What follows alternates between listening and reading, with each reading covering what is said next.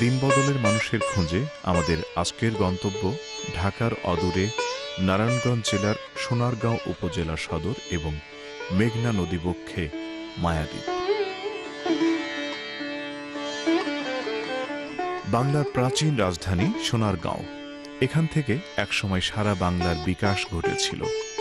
সোনারগাঁও আজ কেবলই ইতিহাস, কেবলই কিছু নিদর্শন সমৃদ্ধ স্মৃতিচিহ্ন জাদুঘর। কিন্তু না, এখান থেকে আবারও নতুন ইতিহাস শুরু হতে যাচ্ছে। সোনারগাঁওয়ের এক তরুণ শিক্ষাব্রতী কবি শাহেদ কায়েস সমাজের মূল স্রোতের বাইরে থাকা শিশুদের শিক্ষায় এগিয়ে এসেছেন। শাহেদ কায়েসকে নিয়ে আমাদের আজকের দিন বদলের মানুষ।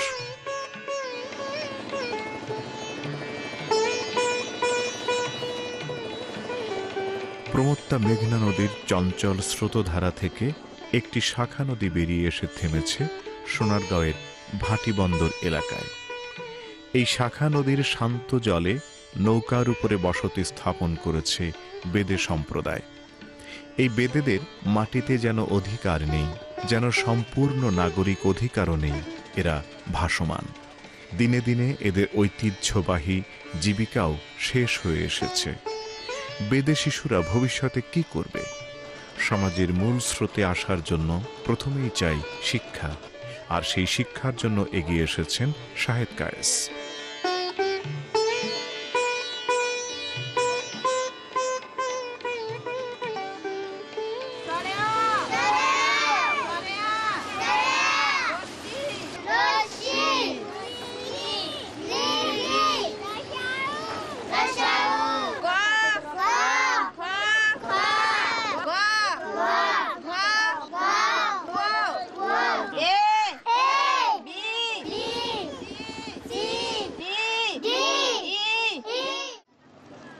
প্রথম দিকে অবশ্যই প্ল্যানটা অন্যভাবে ছিল। আমরা ওদেরকে উদ্বুদ্ধ করার চেষ্টা করেছি যে তোমাদের সন্তানদের তোমরা স্কুলে পাঠাও, প্রাইমারি স্কুলে পাঠাও।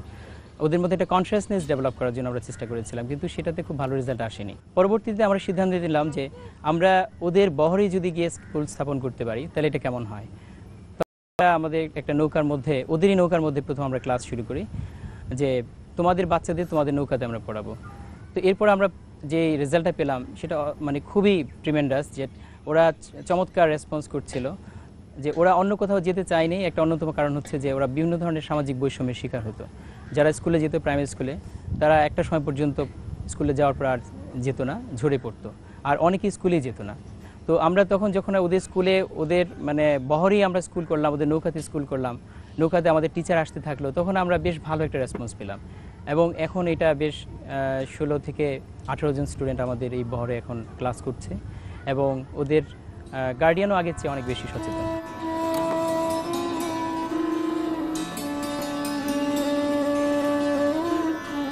এবার আমাদের গন্তব্য ঋষিপাড়া মন্দির পাঠশালা। শাহেদ কায়েস সোনারগাঁওয়ের ছায়া মায়া ঘেরা গ্রামগুলোতে অনেকগুলো শিক্ষা উদ্যোগ নিয়েছেন।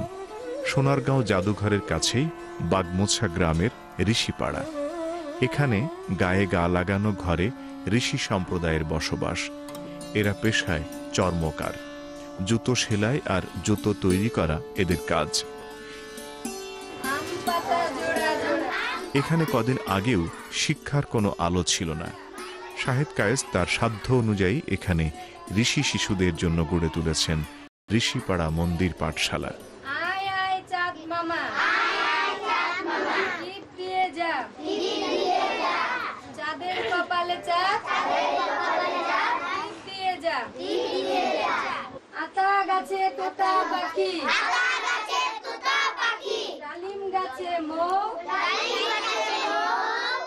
স্কুলে লেখাপড়ার লিগে আমার মায়ের স্কুলে দিছি, আর গ্রামের আরো মানুষ পড়ে, বেতন নেয় না, টাকা পয়সা নেয় না, এমনি পড়াই। দেওয়ানা ভালো হয়েছে। তরুণ শিক্ষা সেবক শাহেদ কায়েস সোনারগাঁওয়ের শাহপুরে তার আরেকটি স্কুল পরিদর্শন করব।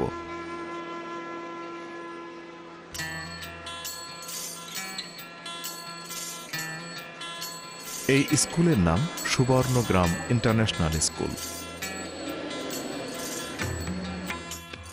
এটি একটি আদর্শ শিক্ষা কেন্দ্র।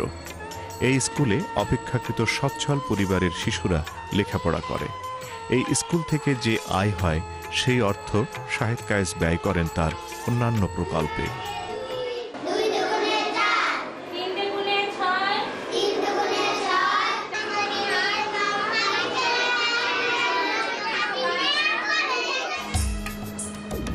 আমরা এবার চলেছি মায়াদ্বীপে। ঢাকা থেকে খুব বেশি দূরে নয় মায়াদ্বীপ। ঢাকা থেকে সোনারগাঁওয়ের বদ্যের বাজার বন্দরের দূরত্ব বড়জোর ৩৫ কিলোমিটার। এই ঘাট থেকে প্রায় ১ ঘন্টার যন্ত্রচালিত নৌকার দূরত্বে মায়াদ্বীপ। মেঘনার স্বচ্ছ জলের ঢেউয়ে দুলতে দুলতে মায়াদ্বীপ যেতে বেশ লাগে। এখানে মেঘনার পূর্ব পাড়ে কুমিল্লা জেলার হোমনা উপজেলা, পশ্চিম পাড়ে নারায়ণগঞ্জের সোনারগাঁও উপজেলার নুনের টেক।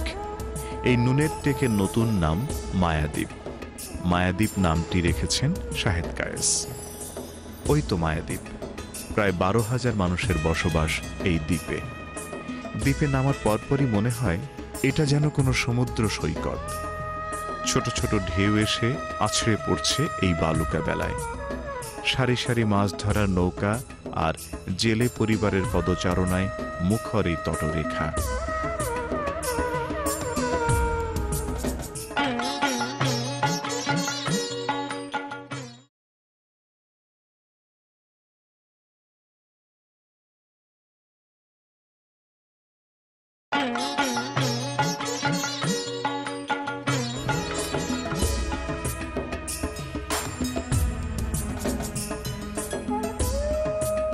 মায়াদ্বীপ সত্যিই মায়াময়। চারিদিকে সবুজের মায়া, কিন্তু এই সবুজের মধ্যে রয়েছে জীবন বাস্তবতার কষাঘাত। এখানে রয়েছে চরম দারিদ্র্য। এখানে বিশুদ্ধ পানীয় জলের ব্যবস্থা নেই বললেই চলে। স্যানিটেশনের অবস্থাও নাজুক। মায়াদ্বীপ ঢাকার খুব কাছে হলেও এখান থেকে নৌকায় করে মূল ভূখণ্ডে যাওয়া অনেক কঠিন। সোনারগাঁয়ে অনেক ধনাঢ্য লোক এবং অনেক শিক্ষিত এবং বিদগ্ধজন আছেন, যারা নাগরিক সভ্যতায় পরিপুষ্ট এবং যারা সাধারণত গ্রামের দিকে ফিরে তাকান না। কিন্তু শাহেদ কায়েস একজন স্বশিক্ষিত এবং সুশিক্ষিত ব্যক্তি হওয়া সত্ত্বেও, যার নাকি নাগরিক সভ্যতার দ্বার প্রান্তে যার সোনালী ভবিষ্যৎ দাঁড়ানো ছিল, সেই ভবিষ্যৎকে উপেক্ষা করে শাহেদ কায়েস ছুটে এসেছেন এই গহীন গ্রামের দিকে। তার উদ্দেশ্য হলো দিনকে বদল করে দেওয়া। দিন বদলের পালায় এই উপেক্ষিত এবং অবহেলিত দারিদ্র্যপীড়িত শিশুদের মাঝে উনি যেটা নাম দিয়েছেন খুব আদর করে মায়াদ্বীপ, সেই মায়াদ্বীপে উনি জেলে শিশু পাঠশালা খুলেছেন। এবং মায়াদ্বীপের আজকের যে অবস্থা, জেলে শিশু পাঠশালা, শাহেদ কায়েসের বর্ণনায় আমরা বুঝতে পেরেছি যে তার একটু সিস্টেমেটিক একটা পড়াশোনার ব্যাপার আছে। সেই সিস্টেমেটিক পড়াশোনাটা দেওয়ার জন্য তার একটা উদ্যোগের প্রয়োজন, এবং আমি আশা করি সে ব্যাপারে সবাই প্রত্যাশা হয়ে আগায় আসা উচিত, তাকে বিভিন্ন ধরনের সহযোগিতা করার জন্য। সমাজের সজ্জন ব্যক্তিরা যদি সহযোগিতা করে, তার ভীষণ একদিন সাফল্যমণ্ডিত হবেই হবে। উনি অন্ধকার থেকে আলোর পথ দেখাতে পারবেন এই নিরক্ষর অবহেলিত শিশুদের মাঝে। যে জায়গায় আমি বাস করি এই জায়গায় কোনো শিক্ষার কোনো আলো ছিল না। ছেলেপেলে লেখাপড়া শিখবে এমন কোনো সুযোগ তাদের নেই। কেন ছেলেপেলে সব গরিব, জেলে শিশু, তার সবাই তাদের নির্বাহ কাজই হলো শুধু জাল বোয়া মাছ মারা। এই দিয়ে তাদের সংসার চলে। এইভাবে কল্পনা করার পরে শাহেদ স্যার এখানে আসার পরে আমার সাথে ওনার সাক্ষাৎ হলো।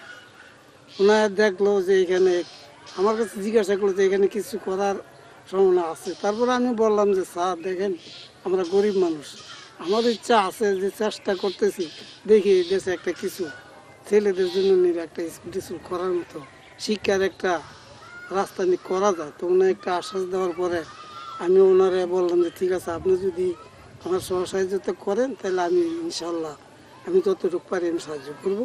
এখন যে কত আনন্দিত আর কত উৎসাহিত আমরা হয়েছি যে আমাদের ছেলে মেয়ে লেখাপড়া শিখবে এবং স্কুলে আসবে, তারাও তাদের গার্জিয়ানরাও আনন্দিত যে আমাদের ছেলেমেয়েরা বর্ষার সময় অন্যদিকে যাইতে পারে না, দূরের রাস্তা বা লেখাপড়ার কোনো সুযোগ নাই, স্কুলটা হওয়াতে অনেক সুযোগ আসছে, তারাও আনন্দিত, আমি আনন্দিত। আর আশা করি আপনাদের দ্বারা যদি আমাদের এখানে এরকম একটা কিছু প্রতিষ্ঠান গড়ে তোলা যায়, এটা আমাদের ভাগ্য। আমরা চাই যেহেতু শাহেক স্যারের উছিলায় এখানে আমাদের ছেলেমেয়েরা লেখাপড়া শিখে ভবিষ্যতে উন্নত করবে।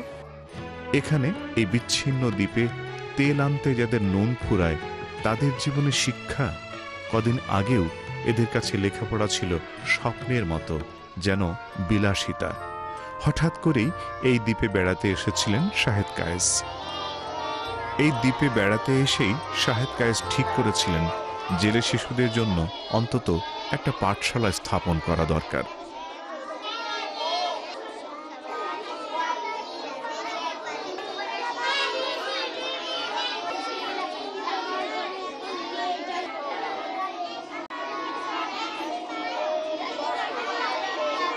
যে আপনাদের সন্তানদের যদি সুন্দর ভবিষ্যৎ রচনা করতে চান, আপনারা যদি মনে করেন যে না আমাদের জীবন যেভাবে গেছে সেভাবে না, আমাদের সন্তানের জীবন আরো সুন্দর হোক, আপনাদের নিশ্চয়ই এটা চান। যে যদি সেটা চান তাহলে আপনাদের নিজেদের স্ব উদ্যোগে আপনাদের আগে আসতে হবে। ঠিক। আর সবচেয়ে বড় কথা হচ্ছে যে এখানে মানে একটা শিক্ষা প্রতিষ্ঠান, এখানে কোনো ধরনের আছে না, আমাদের সোসাইটিতে এখন নেগেটিভ পজিটিভ অনেক বিষয় আছে, সেই বিষয় যাবে না। এখানে যার যার মতবাদ, যার যার মতদর্শ ভিন্ন থাকতেই পারে, এটা একটা পবিত্র জায়গা, এটাকে বাঁচিয়ে রাখতে হবে।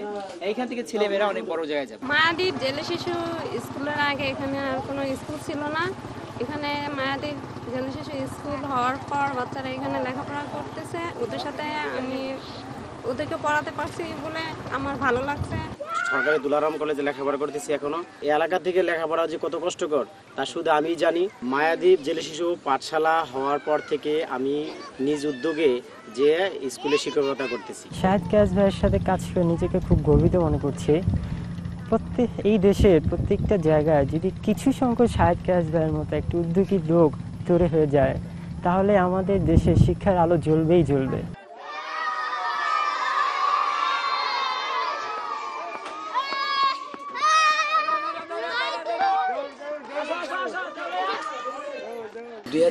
সালে আমি প্রথম এই গ্রামে আসি। তো এই গ্রামের নাম হচ্ছে নুনের টেক। তো প্রথম যেদিন আসলাম সারাদিন ছিলাম, বিকেলে যখন চলে যাই মানে সত্যি আমার খুব খারাপ লাগতেছিল এবং খুব ভালো লাগতেছিল। এই গ্রামটার মানে এসেই এর প্রতি একটা অন্যরকম একটা ফিলিংস, একটা মায়া আমার মধ্যে তৈরি হয়েছে। তো যাওয়ার পথেই আমার মধ্যে আমি ওই দিন একটা কবিতা লিখেছিলাম, কবিতার শিরোনাম ছিল মায়াদ্বীপ।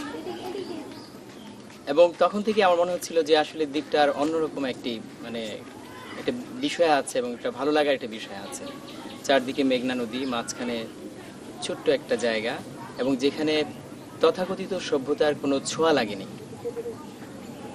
এবং মানুষগুলো খুব সরল সহজ, এবং এসেই আমার খুব ভালো লেগেছে। এবং এরপর থেকে আমি এই জায়গাটার এই একটা অংশের আমি নামকরণ করেছি মায়াদ্বীপ।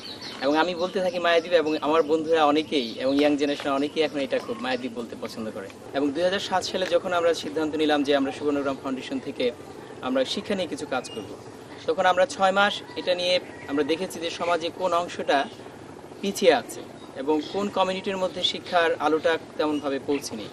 আমরা তখন ফাইন্ড আউট করলাম 3টি সম্প্রদায়, জেলে সম্প্রদায়, ঋষি সম্প্রদায় এবং বেদে সম্প্রদায়। তো তারই ধারাবাহিকতায় আমরা 2007-এর প্রথম দিকে আমরা বেদে বহরে প্রথম পাঠশালা শুরু করি, বেদে বহর ভাসমান পাঠশালা, নৌকার স্কুল। পরবর্তীতে ঋষিপাড়ায় আমরা শুরু করি ঋষিপাড়া মন্দির পাঠশালা। এরপরে পরপরই আমরা জেলে শিশু পাঠশালা নিয়ে আমরা চিন্তা ভাবনা করি, এবং মায়াদ্বীপে 2008-এর প্রথম দিকে আমরা মায়াদ্বীপ জেলে শিশু পাঠশালা শুরু করি। তো এখানে একটা বিষয় যেটা ছিল সেটা হচ্ছে যে আমরা এই কাজগুলো কেন হাতে নিলাম।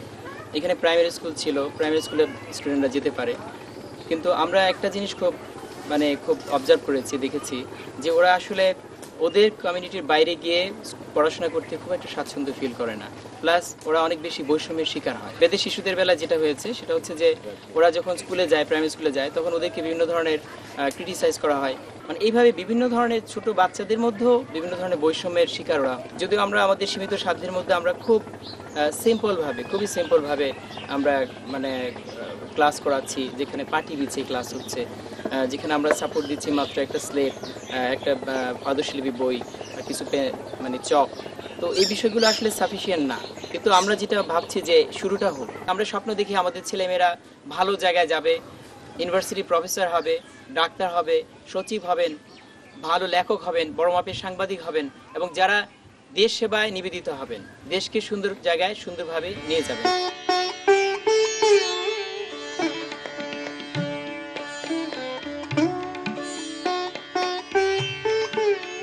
সুবর্ণগ্রাম ফাউন্ডেশন এটা কোনো সরকারি বা বেসরকারি কিংবা বিদেশি সাহায্যপুষ্ট এনজিও নয়।